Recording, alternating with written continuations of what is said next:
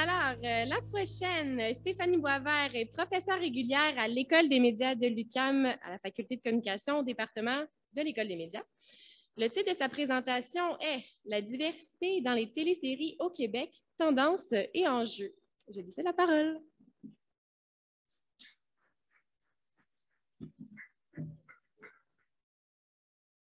Bonsoir tout le monde et je vais me partir un petit chronomètre. Alors, bonsoir, très contente d'être avec vous ici. Donc, merci pour la belle invitation. En levant la main, qui ici regarde régulièrement des séries télé? Yeah, super, je suis contente. Je parle à un public qui est concerné. Donc, est-ce que ça vous est déjà arrivé dans ce cas-là de vous sentir parfois bloqué par la surabondance de choix? Donc, de sentir que vous êtes un peu étourdi par toutes les options disponibles, vous zappez ou vous furetez sur une plateforme pendant des minutes et des minutes. Ça fait 20 minutes, finalement, vous avez l'impression que vous n'êtes pas capable de jeter votre dévolu sur la série que vous allez commencer. Si ça vous parle, sachez que vous n'êtes pas les seuls. Donc, c'est un phénomène qui a été documenté et qu'on appelle la fatigue du choix. Donc, c'est un sentiment d'égarement, voire d'épuisement qu'on peut ressentir face à la surabondance de l'offre de contenu culturel à l'ère numérique. Et quand on parle de cette fatigue du choix-là, ben, ça concerne surtout les séries télé parce qu'elles sont particulièrement nombreuses actuellement. Alors, si je réussis... ça ne marche pas. Ça commence bien. Ah, OK, bon, voilà. Alors, je reviens. Donc, en effet, donc, depuis 2016, nous sommes entrés dans l'ère qu'on appelle celui de la peak TV, donc d'un sommet télévisuel, ce qui veut dire qu'il n'y a jamais eu autant de séries télé produites par année qu'il y en a aujourd'hui. Donc, juste pour vous donner une idée, j'ai mis un petit graphique ici. Aux États-Unis seulement, c'est plus de 500 séries télé de fiction produites annuellement. Donc, seulement pour les États-Unis. Alors, ça vous donne une idée de la quantité de production auxquelles on a accès. Et évidemment, c'est sûr qu'ici au Québec, on ne produit pas autant de séries télé qu'aux États-Unis et c'est sûr qu'on n'a pas les budgets mirobolants que nos voisins du Sud ont pour produire des séries. Mais évidemment, cette situation-là nous concerne aussi parce que donc, il y a une nécessité, donc face à cette surabondance-là de contenu, parce qu'il y a de plus en plus de chaînes et de plus en plus de plateformes de streaming qui commandent des séries, bien, il y a une nécessité pour nos plateformes locales de propriété canadienne comme Club Illico, Tout.tv ou Crave, d'augmenter aussi la production de contenu afin d'essayer d'attirer notre attention et nos abonnements. C'est le nerf de la guerre actuellement. Et donc, ben, oui, c'est sûr que ça peut amener une certaine fatigue, cette surabondance de choix-là, mais en fait, comme on a parlé beaucoup dans les dernières années qu'il y aura un manque de diversité à la télévision québécoise, mais on peut se dire qu'il y a aussi un beau potentiel avec cette surabondance de contenu-là. Parce qu'en effet, en théorie, une plus grande offre de séries pourrait favoriser la représentation d'une plus grande diversité de personnes. En effet, ça pourrait être possible. Mais la question qui se pose, c'est est-ce vraiment le cas? Et pour ça, bien, il faut évidemment procéder à des recherches parce qu'il ne faut jamais présumer que la quantité est gage de diversité. Donc, en tant que chercheuse qui se spécialise en fait sur la télévision, ça m'a donné l'idée depuis quelques années avec différents projets qui s'emboîtent d'essayer de documenter la place accordée à la diversité dans les séries télé québécoises et plus particulièrement la place accordée à la diversité sexuelle et de genre. Pourquoi? Bien, notamment, comme vous pouvez voir, il y a eu quelques recherches qui ont commencé à être faites afin de documenter la place accordée à la diversité ethnoculturelle, donc la représentation des personnes racisées à la télévision québécoise, mais pas de projet qui porte spécifiquement sur la diversité sexuelle et de genre. Donc, c'est le projet qui m'a intéressée.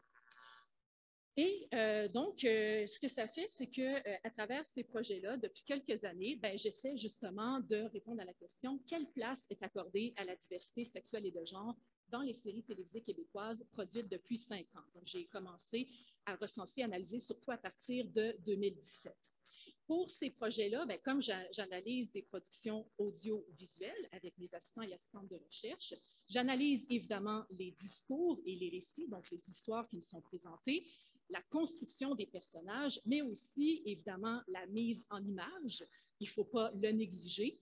Et aussi, je prends en compte les contenus numériques multiplateformes, on s'appelle des contenus numériques convergents, qui vont être créés en lien avec les séries télé. Par exemple, un site web officiel sur lequel on peut trouver une mine d'informations qui nous renseigne sur la construction des personnages. Et vous voyez ici dans le bas, j'ai tenu à mettre le logo de 2 organismes qui financent mes recherches depuis quelques années. D'abord, bon, le Conseil de recherche en sciences humaines du Canada. Donc, j'ai un projet aussi sur lequel je travaille depuis 2 ans qui vise à recenser toute la production de contenus originaux pour nos plateformes de streaming, donc nos services de vidéo à la demande au Canada. Donc, je m'intéresse dans ce cadre-là à la diversité qui est représentée dans nos nouveaux contenus. Et il y a aussi l'OBNL Divergenre à Québec, qui donc a pour objectif de renseigner sur les réalités et les enjeux propres à la pluralité des genres. Et je travaille aussi avec cet organisme-là depuis l'an dernier. Avant de vous présenter quelques constats, je tenais quand même à dire qu'il y en a des défis en recherche lorsqu'on s'intéresse à la télévision. Bien, évidemment, première chose, il faut trouver les séries pertinentes à analyser par rapport à notre sujet. Et pour l'instant, au Québec, il n'y a pas d'indexation pour les séries. Et pas d'archivage systématique non plus des séries québécoises. Ce que ça veut dire, par exemple, c'est que, comme vous allez voir, je vais surtout vous présenter des résultats par rapport à la représentation des personnages trans et non-binaires dans les séries télé. Il faut les trouver, ces séries-là qui nous concernent. Il ne suffit pas d'aller sur Google et d'essayer de trouver séries québécoises avec un personnage trans. Vous ne trouverez pas grand-chose. Donc, surtout quand ce sont des personnages secondaires qui n'ont pas été mentionnés dans le synopsis. Donc, comment on fonctionne? Pour l'instant, tant et aussi longtemps, je vais travailler là-dessus, mais qu'on ne mettra pas en place des méthodes d'analyse en partie automatisées qui vont aider à gérer des plus gros corpus. Mais on le voit beaucoup avec le bouche à oreille, le visionnement, l'expérience, donc les expériences de visionnement. Donc, c'est quand même du travail et même chose aussi, il y a parfois certaines séries télé qui ne sont même pas disponibles pour visionnement, alors qu'il y a un travail supplémentaire à faire pour entrer en contact notamment avec les studios de production. Ensuite, des centaines d'heures de visionnement en perspective nous attendent. Alors, juste pour vous donner une idée, tout récemment, j'ai dû analyser la série dramatique annuelle Une autre histoire, que peut-être certains ont vu. Une autre histoire, c'est 83 épisodes de 43 minutes chaque, ce qui représente à peu près 60 heures de visionnement. Et ça, c'est seulement une production. Donc, c'est quand même du temps. Et ensuite, il faut identifier, analyser et capter les scènes pertinentes et remplir des grilles d'analyse assez exhaustives. Alors, donc, évidemment, je ne dis pas ça pour vous décourager, mais juste pour montrer que étudier la télévision, c'est passionnant, mais c'est loin d'être simple et surtout pas rapide. Voilà. OK, alors, bon, juste pour vous montrer qu'est-ce qui s'est passé, alors j'ai décidé de me concentrer simplement ici, parce qu'on n'aura pas le temps d'aller plus en détail, sur la représentation des personnages trans et non-binaires, c'est-à-dire les personnages donc, qui s'identifient ni comme hommes ni comme femmes. Ce que vous voyez ici, je pense que c'est assez évident, 2018, c'est vraiment un point de bascule. Donc, à partir de ce moment-là, on est encore évidemment dans des petits chiffres, on est au Québec, mais on voit qu'il y a une augmentation de la représentation des personnes trans et non-binaires à partir de cette date-là dans les séries. Donc, c'est quand même, on voit qu'il y a une certaine amélioration d'un point de vue quantitatif, mais après, il faut se poser la question d'un point de vue qualitatif, c'est-à-dire c'est quoi la qualité et la teneur de ces représentations-là. Parce que comme on sait, il ne suffit pas d'augmenter les chiffres pour régler tous les problèmes. Par exemple, si vous invitez, vous voulez faire un gros party, vous voulez inviter tout le monde de la ville chez vous, vous voulez que ce soit diversifié, mais que finalement, vous prenez des personnes, vous faites des blagues négligentes à leur endroit, ou vous laissez d'autres personnes dans le coin, on n'est pas plus avancé. Donc, c'est un peu ce qu'on va essayer de voir avec ensuite du point de vue de la teneur des représentations. Alors, évidemment, comme je disais, ça va être un très rapide survol. Ce qu'on constate notamment, c'est qu'il y a de plus en plus donc des discours à visée pédagogique dans les séries québécoises, surtout depuis 2018. Et ça, ce n'était pas des discours qu'on retrouvait auparavant dans les séries, ou en tout cas beaucoup moins. Par exemple, ici, vous avez un extrait de la série Rupture, où un des personnages, une avocate, doit représenter Laurent, qui est un jeune adolescent trans qui veut prendre des bloqueurs d'hormones, mais ses parents s'y opposent. Alors, vous voyez ici, ce qu'on fait, c'est qu'on utilise le personnage de Claude qui va demander candidement, c'est quoi ça, des bloqueurs d'hormones? Ce qui va permettre, par l'intermédiaire du personnage, de renseigner les téléspectateurs afin qu'ils comprennent bien les tenants et aboutissants du procès à venir. Donc, on voit que quand je parle de discours à visée pédagogique, c'est vraiment de fournir des informations ou des statistiques qui vont permettre de conscientiser et de sensibiliser les téléspectateurs et téléspectatrices à la réalité et aux enjeux associés à la diversité sexuelle et de genre. Même chose ici, je passe rapidement sur cette photo-là. Dans la même série, à un moment donné, un autre des personnages va donc faire référence à une réelle statistique sur la détresse psychologique vécue par les adolescents et adolescentes trans. Même chose dans une autre série, Hubert et Fanny. Bon exemple ici, donc, où les dialogues, mais aussi les plans, donc la mise en image, les gros plans qui sont faits sur les visages, visent vraiment à communiquer l'émotion et à permettre aux gens de vivre et de ressentir donc la situation, l'événement, à partir du point de vue d'une personne trans. Alors, c'est pour ça qu'on peut vraiment voir ici ce que j'ai constaté dans les séries québécoises, ça rejoint beaucoup ce que certains chercheurs ont appelé donc une pédagogie queer, c'est-à-dire qu'on vise à conscientiser et informer, mais au lieu de le faire de manière très, je dirais, prescriptive, on essaie d'inviter les gens à vivre, donc à partager l'expérience d'une personne identifiée comme queer. Je passe rapidement aussi sur d'autres exemples. Donc, ce qu'on a constaté aussi dans des séries pour ados, bien, de plus en plus, ce sont les parents qui se font sermonner par les enfants et encouragés à être beaucoup plus ouverts sur la question de la diversité sexuelle et de genre. Alors, notamment, c'est en 6 degrés et les petites bonnes.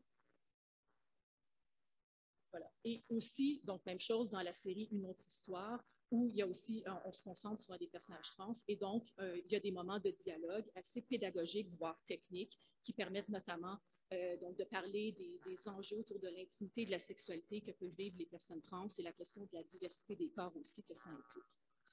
Donc, en terminant, on voit qu'il y a des aspects positifs, mais ce qu'on constate, c'est qu'il y a aussi quand même des tendances narratives qui persistent et certains stéréotypes qui peuvent contribuer malgré tout à la marginalisation donc des personnes associées à la diversité sexuelle et de genre. J'en ai juste sélectionné ici quelques-uns.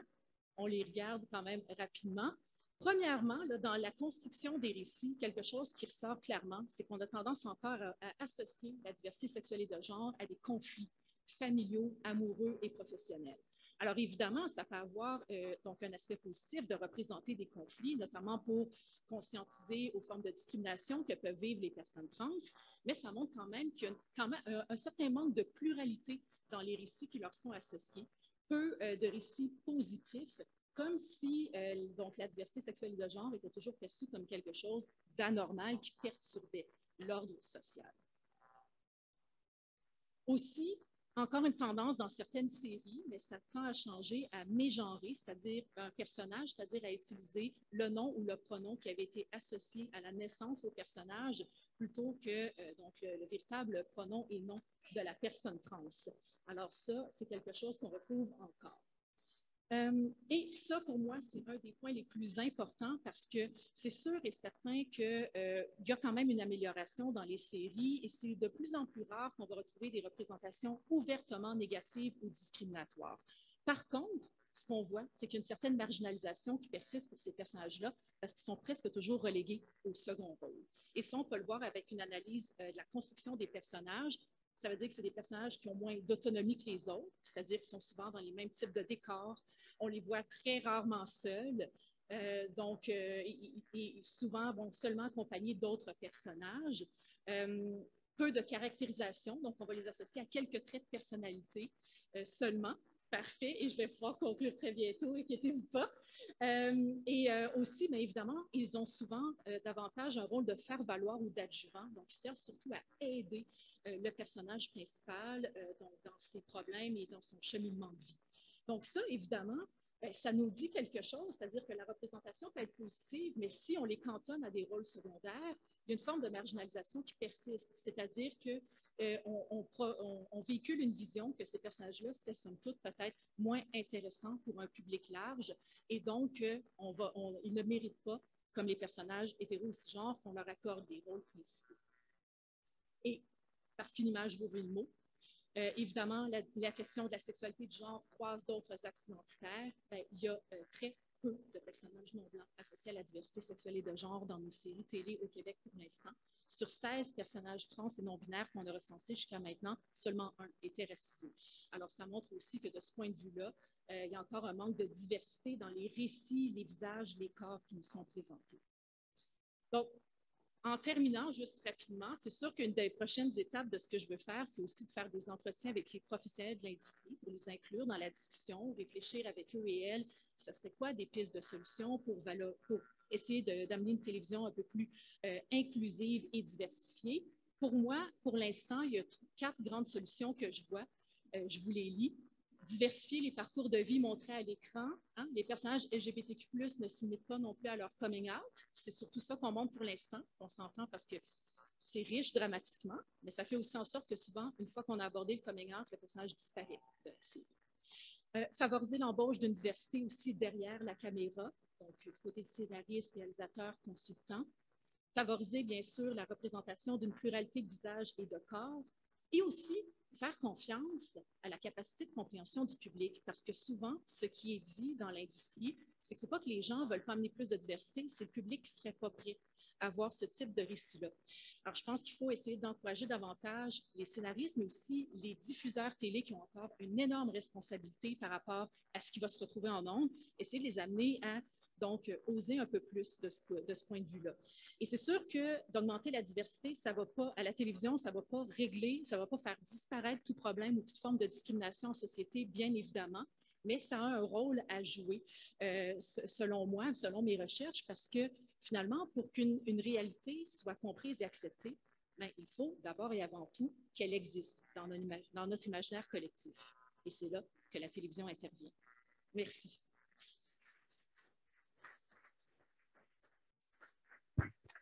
Merci beaucoup, Stéphanie, pour cette éclairante présentation. Est-ce qu'on avait des questions dans la salle? Oui, à l'arrière.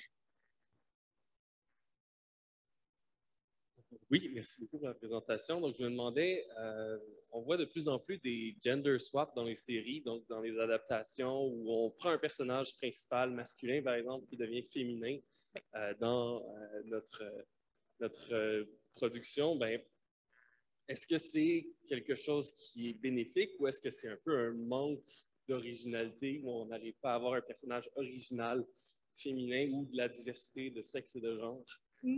Très bonne question. C'est vrai que ce phénomène-là du gender swap, donc où on change l'identité de genre du personnage, on le retrouve surtout aux États-Unis parce que c'est surtout les grandes franchises médiatiques, donc autour de Marvel notamment, mais aussi donc les grandes franchises Ghostbusters notamment en est un bon exemple. Alors c'est sûr que nous, on a très peu de ces franchises-là ici au Québec. Bon, comme je dis à la blague, peut-être qu'un jour on pourrait essayer de faire un remake des Trois petits cochons avec 3 personnages féminins principaux, qui sait, pourquoi pas.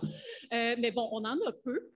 Ceci dit, je dirais que ce qu'on constate, c'est que oui, ça peut il semble y avoir quand même des impacts positifs. Bon, c'est sûr que ça amène aussi certaines formes de backlash. On a vu des mouvements haineux très forts que ça amène sur les réseaux sociaux numériques notamment. Mais ça peut quand même contribuer à une certaine diversité, mais c'est clair que ce qui se cache derrière ça, c'est aussi une tendance très importante aux reprises dans les industries médiatiques actuellement, parce qu'il faut qu'il y ait de plus en plus de contenu, il faut le produire de plus en plus vite. Hein, des plateformes comme Netflix et Amazon sont aussi avides de contenu, donc ça fait en sorte parfois qu'on se rabat sur des formules qui ont prouvé leur succès plutôt que de permettre à des créateurs et créatrices d'offrir des récits nouveaux. Donc c'est vrai que de ce côté-là, sans dire que le phénomène est entièrement négatif, c'est quand même ça témoigne du fait que peut-être que si on osait davantage aller vers des nouveaux projets novateurs, on pourrait peut-être davantage diversifier les choses. Merci beaucoup pour la question. Est-ce qu'on en avait d'autres dans la salle? Oui, à l'avant.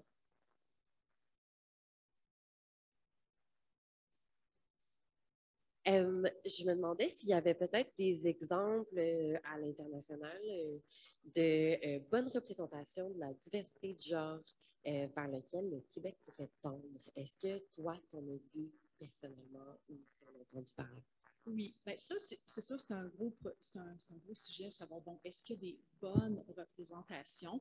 C'est sûr que quand même, ce que j'essaie de faire dans mes projets, puis avec mes assistants de recherche, c'est d'essayer juste de faire ressortir quelles sont les tensions, les angles morts de nos représentations, parce que c'est sûr que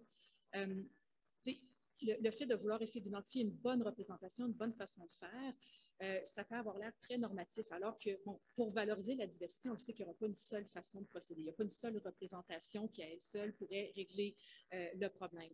Ceci dit, on voit quand même, notamment aux États-Unis, où il y a donc une plus grande quantité de séries qui ont été produites dans les dernières années avec des personnages trans, qu'il y a certaines représentations qui semblent être plus positives et mieux acceptées aussi habituellement par la communauté trans, entre autres.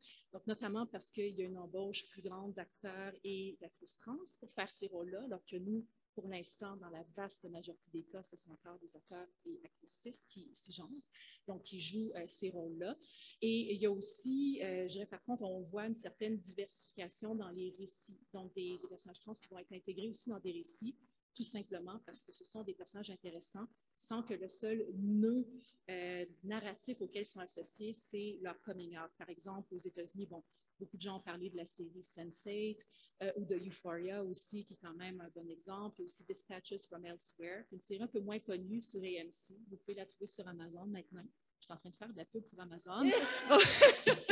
Mais voilà, et où justement, il y a un personnage aussi et qui a un rôle central. Ça aussi, pour moi, c'est quand même quelque chose que j'inviterais certaines séries juste à penser. Ça se peut qu'il y ait un personnage trans qui soit inclus dans une série et qui soit là à tous les épisodes. On le considère comme un premier rôle. Pourquoi pas? Surtout si on veut, je terminerai en disant ça, surtout si on veut essayer d'attirer un public plus jeune vers la télévision d'ici. C'est le gros enjeu actuellement. Nos plateformes de streaming canadiennes peinent à aller chercher des abonnements. Les plateformes canadiennes, celle qui est la plus populaire actuellement, c'est Clubilico et elle se trouve en 4e place dans le Québec. Donc, elle est surpassée par Netflix, Amazon Prime et Disney+. Donc, ça veut dire que si on veut aussi que nos contenus soient regardés et que notre culture continue à vivre, il va falloir encourager les gens à s'abonner à nos plateformes locales, y compris aussi un public plus jeune, qui pour l'instant a pas mal déserté la télévision québécoise, malheureusement, à part pour Occupation 2.